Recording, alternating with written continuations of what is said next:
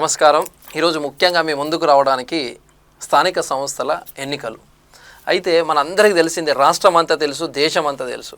స్థానిక సంస్థల రిజర్వేషన్ల పెంపు కోసం కావచ్చు, జనాభా గణనలో కులగణన కోసం కావచ్చు, మేమందరం బీసీలము, బీసీ లీడర్లు దశాబ్దాలుగా పోరాటాలు చేస్తూ ఉన్నాం. ఓవైపు తెలంగాణ రాష్ట్ర ప్రభుత్వం దీనిపైన స్పందించినప్పటికీ కేంద్ర ప్రభుత్వం మాత్రం అందుకు ముందుకు రావకపోవడం చాలా బాధాకరమని తెలియజేస్తున్నాను.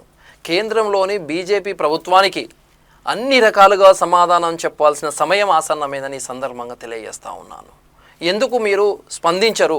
ఈ స్పందించకపోవడం చాలా బాధాకరమని తెలియజేస్తున్నాను.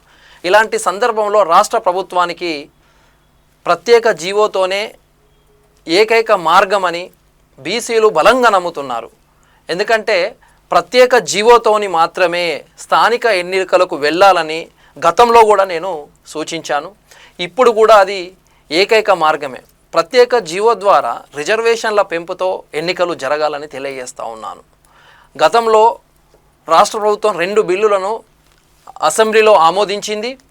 ఒకటి విద్యా ఉద్యోగాలలో బీసీల వాటా పెంపు కావచ్చు, రెండవది స్థానిక సంస్థల్లో బీసీల రిజర్వేషన్లు 42% పెంచడం. ఈ 2 బిల్లులు కూడా గవర్నర్ ద్వారా రాష్ట్రపతికి చేరాయి. కానీ కేంద్ర హోంశాఖ వాటిని పెండింగ్లో ఉంచింది, మనందరికీ తెలిసిందే. కేంద్రం చేస్తున్న ఆలస్యం బీసీలకు ఒక బలమైన భారంగా మారనుంది. ఎలాంటి నిర్ణయం తీసుకోదు, సమయం వృధా చేస్తుంది. ఇది బీసీల పట్ల కేంద్ర నిర్లక్ష్యానికి నిలువెత్తు నిదర్శనం, సాక్ష్యం.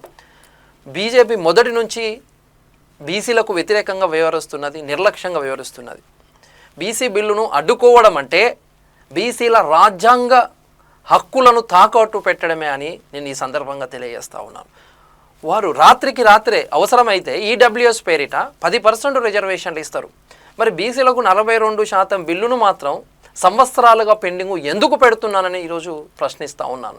ఇంకా ఎన్ని రోజులు బీసీలను ఇలా హింసిస్తారని పెడుతున్నాను.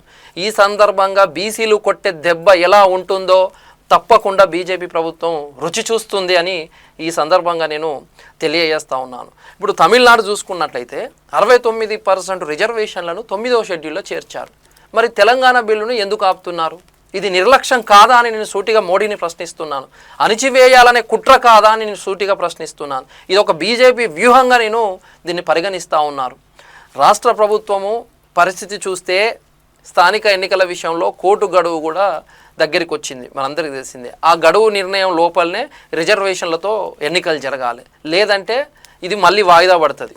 సో అందుకే ప్రత్యేక జీవో ద్వారానే 42% రిజర్వేషన్లను అమలు చేయాలని ఈరోజు రాష్ట్ర ప్రభుత్వాన్ని సూచిస్తున్నాను, కోరుతున్నాను, డిమాండ్ చేస్తున్నాను.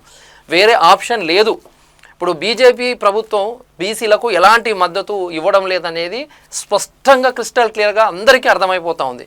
మరి బీజేపీ నాయకులకు నిజంగా బీసీల మీద ప్రేమ ఉంటే మోడీని కలవాలి, 9వ షెడ్యూల్లో పెట్టేటట్టు ప్రయత్నం చేయాలి.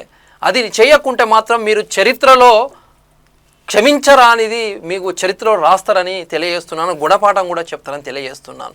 అందుకే పంచాయతీరాజ్ చట్టంలోని సెక్షన్ ఏదైతే 285A సవరణ ద్వారా ఈ జీవో జారీ అయితే మాత్రం బీసీలకు కొన్ని సీట్లు పెరిగే అవకాశం ఉంటుంది. కాబట్టి దయతలచి తెలంగాణ రాష్ట్ర ప్రజలకు బీసీలు ఓట్లు వేయాలి. ఈ అవకాశాలను బీసీలు సద్వినియోగం చేసుకోవాలి. గ్రామ స్థాయిలో బీసీల సత్తా చాటాల. యువత తప్పకుండా మీరు ముందుకు రావాలా. బీజేపీకి ఒక్క సీటు రాకుండా చేసి గట్టి గుణపాఠం చెప్పాలని ఈ సందర్భంగా తెలియజేస్తున్నాను. అది బీసీలు చెప్పే ఒక గట్టి సమాధానంగా ఉండాలి. ఉదాహరణ, ఓ బలవంతమైన పాము చలిచీమల చేతుల చిక్కినట్లుగా అతిపెద్ద పార్టీ అని అనుకుంటున్న ఏదైతే బీజేపీ ఉందో బీసీలతో విరోధం తెచ్చుకుంటుంది. మీరు హెచ్చరిస్తూ ఉన్నాను. ఒక్క సీటు కూడా స్థానిక సంస్థల్లో గెలవలేనని నేను చేస్తూ ఉన్నాను. అందుకే దయతలచి బీసీల ఓట్లు బీసీలకి వేయండి. బీసీల రాజ్యాధికారం సాధించుకుందాం.